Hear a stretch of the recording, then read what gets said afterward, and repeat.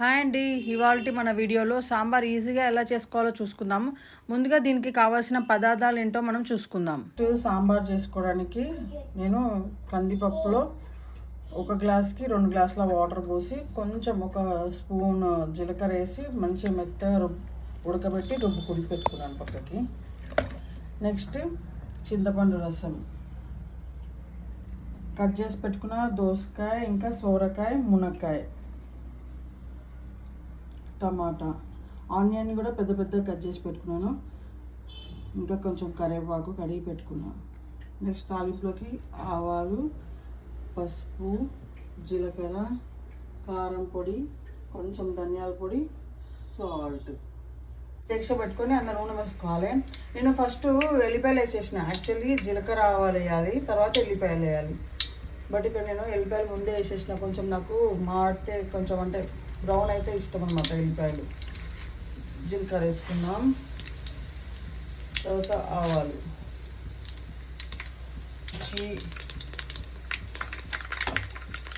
తర్వాత ఆనియన్స్,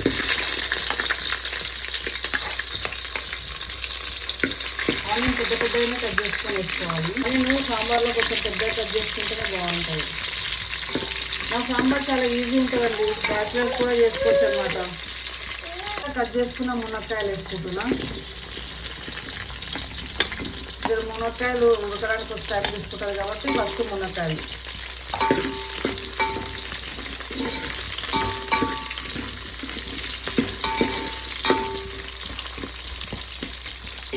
ఇది సింపుల్గా ఉంటుందండి, ఎక్కువ సుతారాలు ఏమి ఉండవు. మన ఇంట్లో ఉండేవి అన్నీ.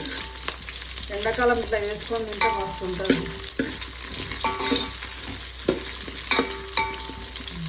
కొంచెం ఉడికిపోతున్నాయి కదా, కొంచెం కరివేపాకు వేసుకుంటున్నా.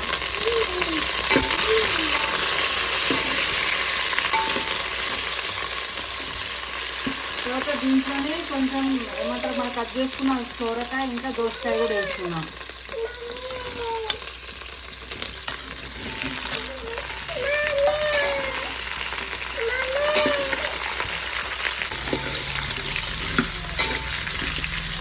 దీంట్లోనే ఇప్పుడు నేను కొంచెం సాల్ట్ వేసుకుంటున్నాను. ఇప్పుడు కొంచెమే వేసుకుంటున్నా.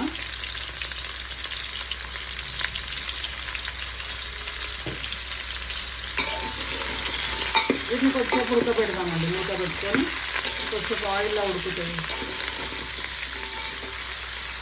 ఒక్కొక్కరు ఒక్కొక్క స్టైల్లో చేస్తారండి. నేను అయితే నా వంటలన్నీ సింపుల్ అండ్ ఈజీ ఉంటాయి, ఎవరైనా చేసుకోవచ్చు. నేను ఎక్కువ టైం కిచెన్లో స్పెండ్ చేయడానికి ఇష్టపడాను, అందుకని జల్దీ అయిపోవడానికే చూస్తాను మ్యాక్సిమం. బట్ టేస్ట్ అయితే ఉంటాయి. మీరు అట్లా టేస్ట్ ఉండదని ఏమనుకోకండి, టేస్ట్ ఉంటాయి. సో మధ్య మధ్యలో ఇట్లా కలుపుకుంటూ వీటిని ఉడకబెట్టుకోవాలన్నమాట. మూత పెట్టుకొని కొంచెం సేపు ఆయిల్లో ఉడకబెట్టుకోవాలి.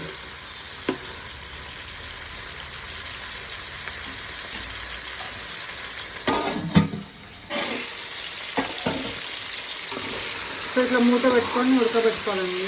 మంచిగా ఆల్మోస్ట్ ఉడికిపోయినాయి. ఇప్పుడు ఇందులో టమాటా వేసుకున్నాం. టమాటా వేసేసి మళ్ళీ మూత పెడదాము కొంచెం సేపు. జస్ట్ టమాటా కొంచెం ఉడికే వరకు.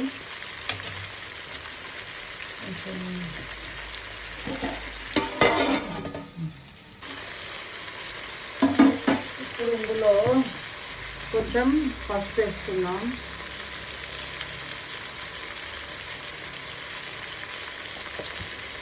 కొంచెం ధనియాల పొడి,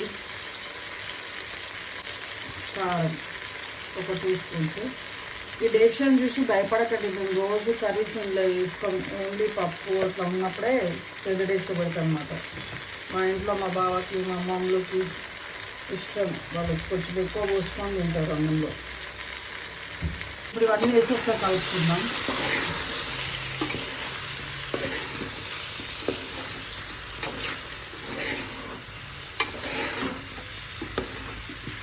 వీటిలో ఇంకా చిన్న ఆనియన్స్ వేసుకుంటే ఇంకా బాగుంటుంది. ఈరోజు మా ఇంట్లో లేవు, అందుకే నేను పెద్దగా కట్ చేసేసి ఇచ్చిన. మీ దగ్గర చిన్న ఆనియన్స్ ఉంటే చిన్న ఆనియన్స్ వేసుకోండి. ఇప్పుడు ఇందులో మనము చింతపండు రసం ఉంది కదండి, చింతపండు మంచిగా నానబెట్టి తీసుకున్నా, అది కూడా పోసేసి కొద్దిసేపు మంచిగా మసలు ఇద్దాం.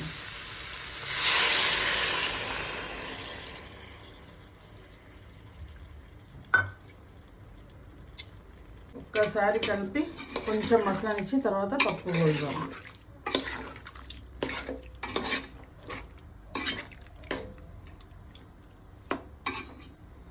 పప్పు రుబ్బి పెట్టుకున్నాం కదా, అందులో మనకు కావాల్సిన వాటర్ పోసేసుకుందాము.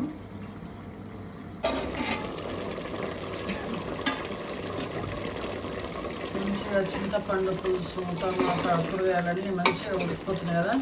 ఇప్పుడు మనం ఇందులో రుబ్బి పెట్టుకున్న పప్పు ఉంది కదండి, అది వేసుకుందాం.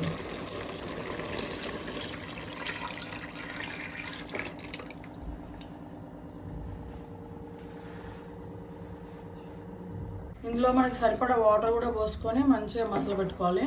ఇప్పుడు ఒకసారి మనము ఉప్పు చూసుకుందాం.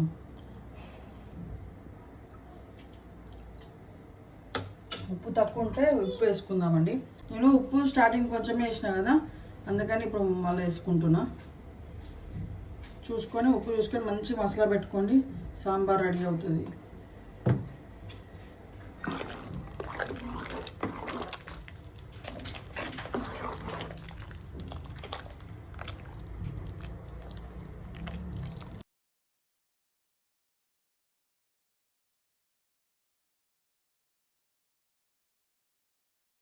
నాకైతే సాంబార్ చూస్తుంటేనే ఆకలి అయితేనే ఉంది. జల్దీ ఇప్పుడు మా బావ వస్తాడా, వేడి అన్నంలో తినేద్దామా అని ఉంది. వావ్, సాంబార్ రెడీ అయిపోతుందో. మీకు నా వీడియో, నా సాంబార్ రెసిపీ ఎట్లా ఉందో కామెంట్ చేయండి. నచ్చితే, నచ్చకపోతే ఎందుకు నచ్చలేదో చెప్పండి. ఇదైతే తెలంగాణ స్టైల్ అండి. మా బావ లంచ్కి వచ్చే టైం అవుతుంది. సో ఈ గ్యాప్లో పప్పు మసాలా లోపు ఆమ్లెట్ కూడా చేసి పెట్టేస్తే మంచిగా వేడి అన్నం, పప్పు, సాంబార్, ఆమ్లెట్తో తినేద్దాం. నేనైతే సింపుల్గా చేసేస్తున్నాను అండి ఆమ్లెట్ కూడా. ఓన్లీ ఆనియన్ ఒకటి వేస్తున్నా, ఉప్పు, కారం, ఎగ్స్ మంచిగా కలుపుకొని మంచిగా పెంక పెట్టుకొని ఆయిల్ వేసుకొని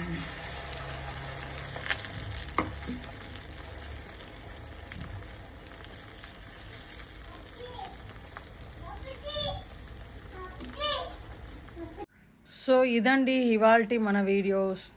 మీకు కనుక నా వీడియో నచ్చినట్లయితే please do like, share and subscribe to my channel. Bye, see you next video.